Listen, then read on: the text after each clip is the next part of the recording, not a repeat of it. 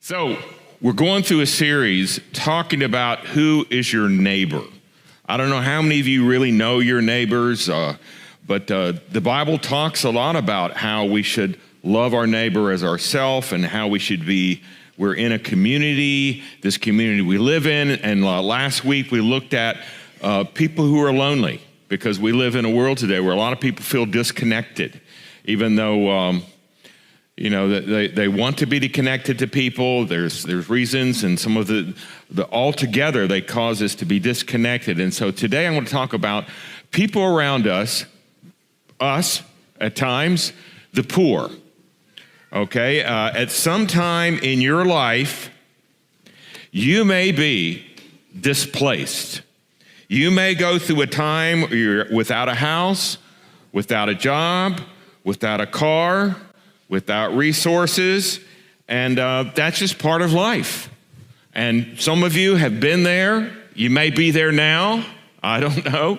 There are situations that we find ourselves in, and so when that is around us, when this is happening around us, how as a church, how as a community of faith, how as individuals who are Christians, how are we supposed to relate to people like that? How are you supposed to behave when you're like that? So we're going to look at that today. The main text is Luke chapter 16. If you have your Bible, I hope you do. It's Luke chapter 16, beginning in verse 19.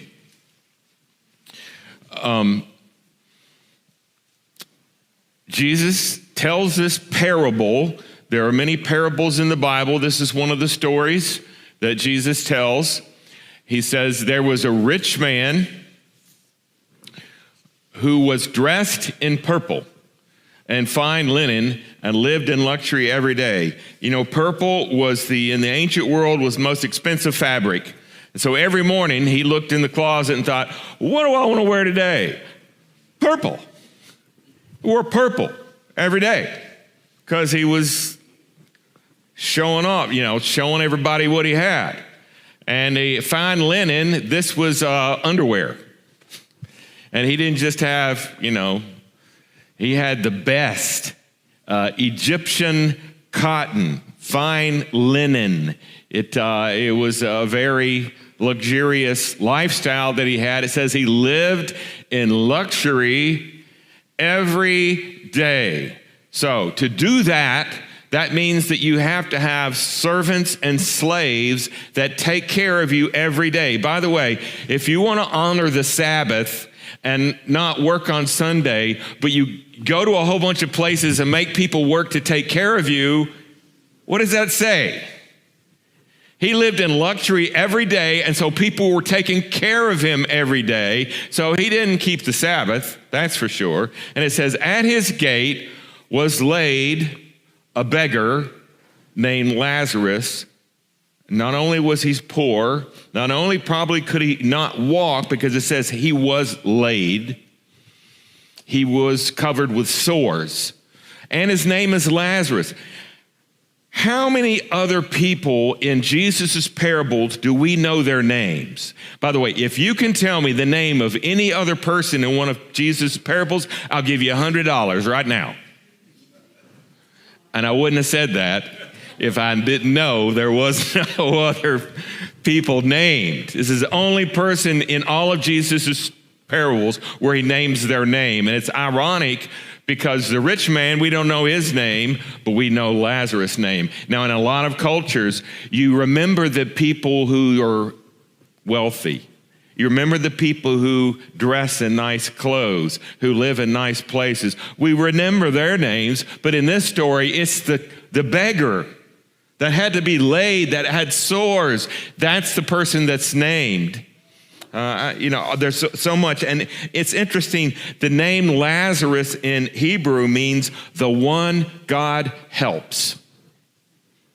So his name stands for those God helps. And it says this guy named Lazarus was longing to eat what fell from the rich man's table. So the scraps. It says even the dog came and licked his sores.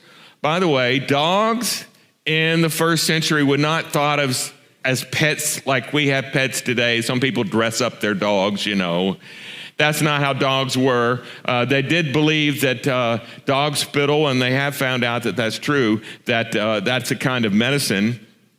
You notice Jesus never talks about cats in the Bible. That's because he didn't like cats. No, just kidding. We got a cat. We love our cat most of the time.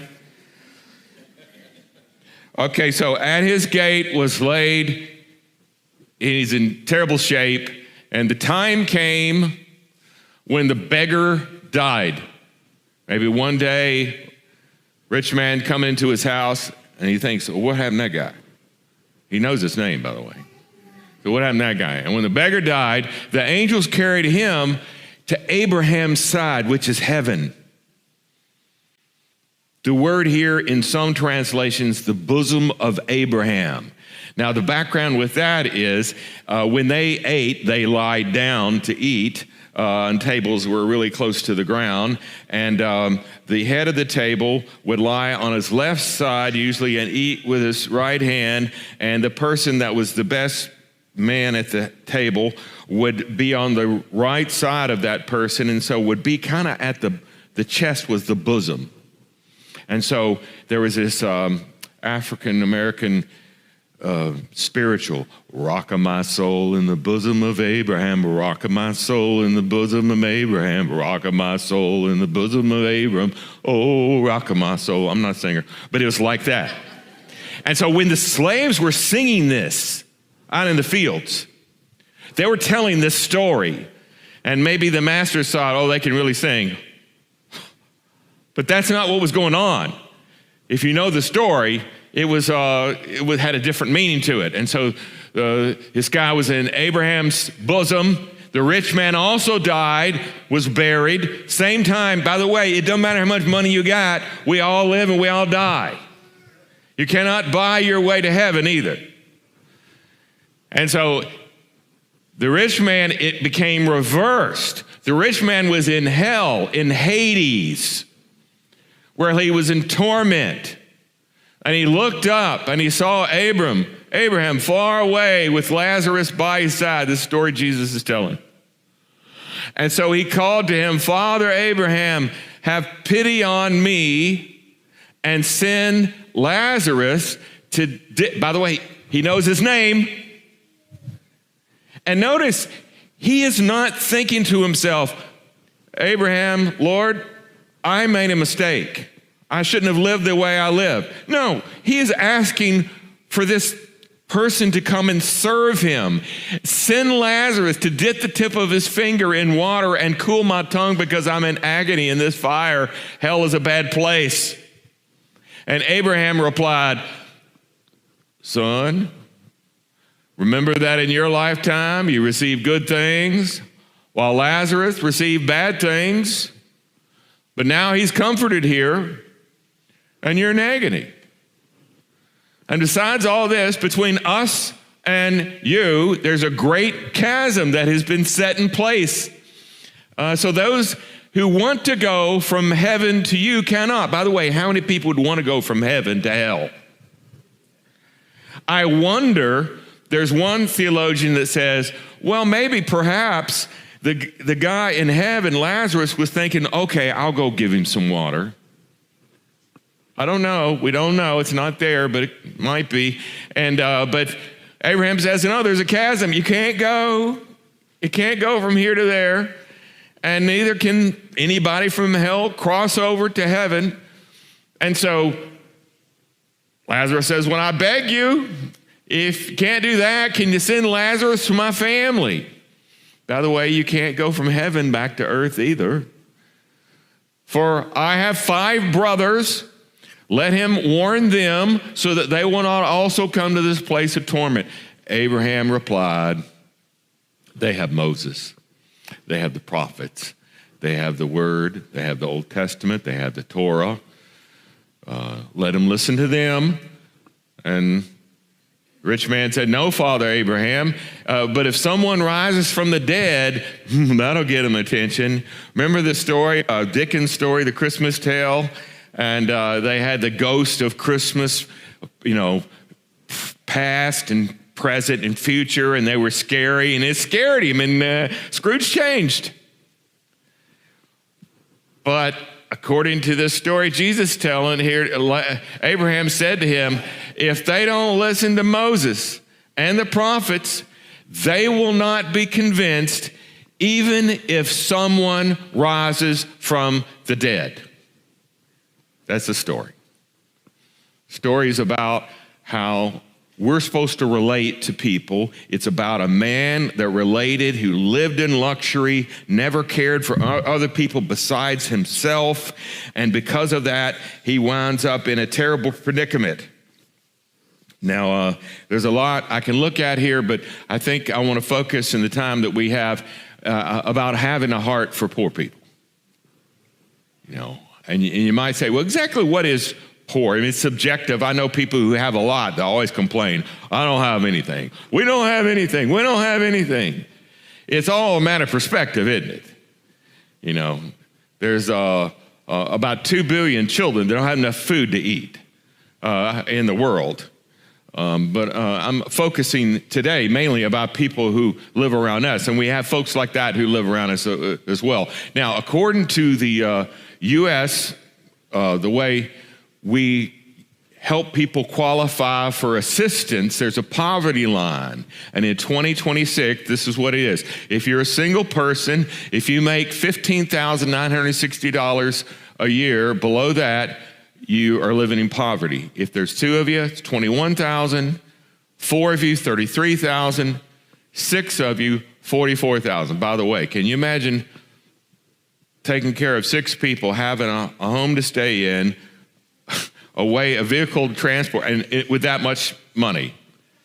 Now, the poverty rate in James City County is about 6.4 to 6.8%. It varies a little bit.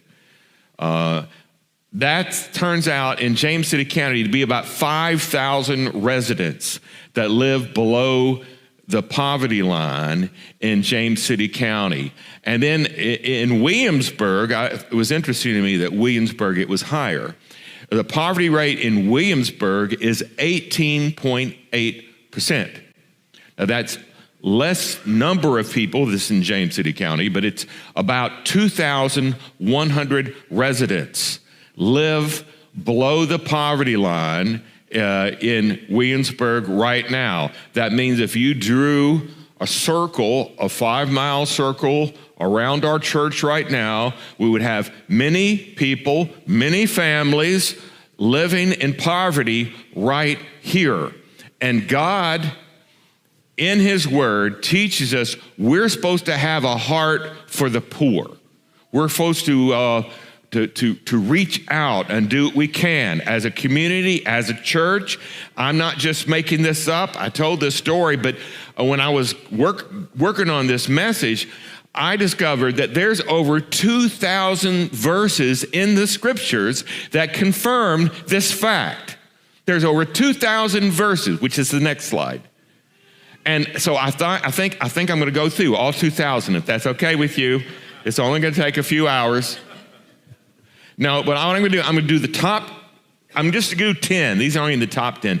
10 that I found. I just want you to listen to these. Let these roll through your emotions and your thoughts. Know that I'm not just saying this because this is a small teaching in the Bible. This is one of the central teachings in the Bible. And so I'm going to read these verses. I'm going to talk about some of the things that we're doing right in this community. And then I have a bonus verse at the end. So first one, Proverbs 21:13. Whoever shuts their ears to the cry of the poor will also cry out and not be answered. That's Proverbs 21:13. Then Proverbs 31:8-9 says, speak up for those who cannot speak for themselves, for the rights of all who are destitute. Speak up and judge fairly. Defend the rights of the poor and needy. Then Proverbs 28:27. Those who give to the poor will lack nothing, but those who close their eyes to them receive many curses. 1 John 3. If anyone has material possessions and sees a brother or sister in need, but has no pity on them, how can the love of God be in that person? Dear children, let us not love with words or speech, but with actions and in truth. When I first became a Christian, I had not had a church background, and I was given a Bible first off, and I was surprised because I started being really involved in the church, and they actually made me, as a teenager, I got to sit in on the deacons' meetings. And I was shocked at how different was the way that what they argued about and what was in the Bible. There's a disconnect sometimes. Listen to this verse. Jesus answered, if you want to be perfect, go sell your possessions, give to the poor, you'll have treasure in heaven, then come follow me. Ezekiel 16:49. Now this was the sin of your sister Sodom. She and her daughters were arrogant, overfed, unconcerned. They did not help the poor and the needy. This was the sin of Sodom. Proverbs 14:31, whoever oppresses the poor shows contempt for their maker, for God. But whoever is kind to the needy honors God. Proverbs 21:9, the generous will themselves be blessed, for they share their food with the poor. Proverbs 29:7, the righteous care about justice for the poor, but the wicked have no such concern. Proverbs 19:17, whoever is kind to the poor lends to the Lord, and he will reward them for what they have done. So these are just 10 of the 2,000 that are there, and you can Google it, look it up, and there's a lot of verses in the Bible that talk about it. In our community, there already exist a lot of organizations which we partner with to help. A lot of these have grown out of this unique community. One of them is a COFM. COFM, the letters stand for Community of Faith Mission. It is an emergency shelter program that is open in the coldest months of the year, and we are part of this. We work with it for a week out of the year. COFM began by two women. Their name was Kathy Banfield and Renee Collins. In the fall of 2011, they went to an event for the homeless in Hampton. And at the event, they saw people getting food and clothing and gifts, and they were inspired by this, and they went back. They were Christians. They went back and looked at Williamsburg and discovered there was not this kind of thing for people in Williamsburg. In fact, when I first came here, a lot of people would tell me, tongue-in-cheek, we don't have any homeless in Williamsburg. And sometimes the police would pick up people who were homeless and take them to another city. You know, they didn't do any crimes, they were just moving them. So they started this organization, which we're part of, for a week in the winter months. People come and they sleep in this room, they sleep in the room in the back. We provide them with a hot supper, with a breakfast and a bag lunch. We do that for a week. It rotates to all the churches not all the churches, but a lot of the churches in Williamsburg. We do it together. We have partners that come in with us when we do it here because they don't have buildings like we do. So that's one of the organizations. Another organization is called FISH. Okay. It stands... it's about serving the handicapped. I actually don't know what it stands for. But it provides free food, hygiene items, and small housewares for people. It's located on 2nd Street in Williamsburg. It's open from 10 to 4, Monday through Friday. You don't have to have a referral. You come in, you see what they have. They can give you stuff. It's meant to give you enough food for 6 days per person. Great organization. We contribute to that organization. Another one, House of Mercy.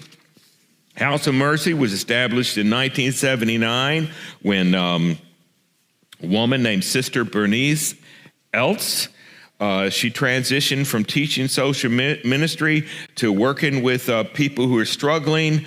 They used to call her Mother Teresa of Williamsburg, okay? And the House of Mercy helps people by providing a place where you can drive through with your car, and they put groceries in your car. And so they do other things too, but that's part of the main thing they do. Then there's the 3E Restoration, which was a program that grew up not long ago. The 3 E's are equip, encourage, and empower. Volunteers help to educate people and help people in need, to not just give them something, but teach them how to get out of what they're in. There is the Pineapple Inn, which we do a lot of ministry with that. If you go over to the Pineapple Inn, the Pineapple Inn used to be for the J1 students, international students that come here from all over the country, and that was their main thing, and we had a ministry with that through Zaco Wiza. It transitioned last year into now it is for people who don't have adequate home to stay in, so it's a kind of a place you can rent by the week or by the month, and it provides a place. And they also have a food pantry within the Pineapple Inn. They have a clothing pantry, and we just provided swimsuits for the kids because they got a nice pool in the back. And when we delivered them, kids came out of everywhere. Okay? I mean, it's just a wonderful place. And to see these kids who were so excited, they're ours. And it was just a joy. There is the Grove. The Grove is the Grove Christian Outreach Center. It's located out on the other side of Busch Gardens, and it is a nonprofit place that provides food, clothing. We've helped give them stuff. There's also very homegrown. You may have seen a truck being driven around town, and on the side of it says a gift from Ben.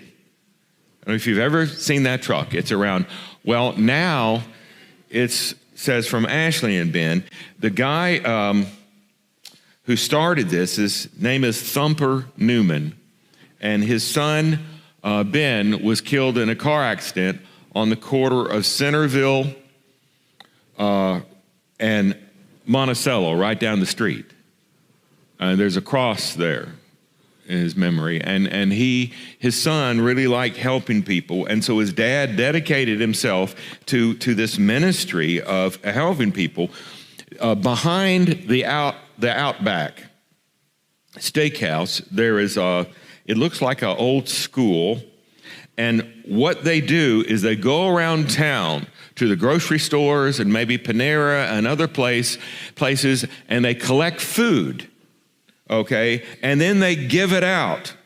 There are roughly 2,500 people each week that Thumper helps. And his daughter died. She was in a car wreck too. And even though that incredible tragedy of losing both of your children, he still does this ministry. It's only by God's grace somebody can do that. You cannot do that without Jesus coming into your heart. There's this verse in Isaiah. It says this: if you spend yourselves in behalf of the hungry and satisfy the needs of the oppressed, then your light will rise in the darkness. Your night will become like the noonday. So not only are we supposed to do it, or we were commanded to do it, it probably is the best thing you can do in your life to lift your spirits, no matter what tragedy you might go through. And so these are some of the ministries. This is the command that Christ has given us, that the Old Testament gives us, the New Testament gives us. Let's go and do it.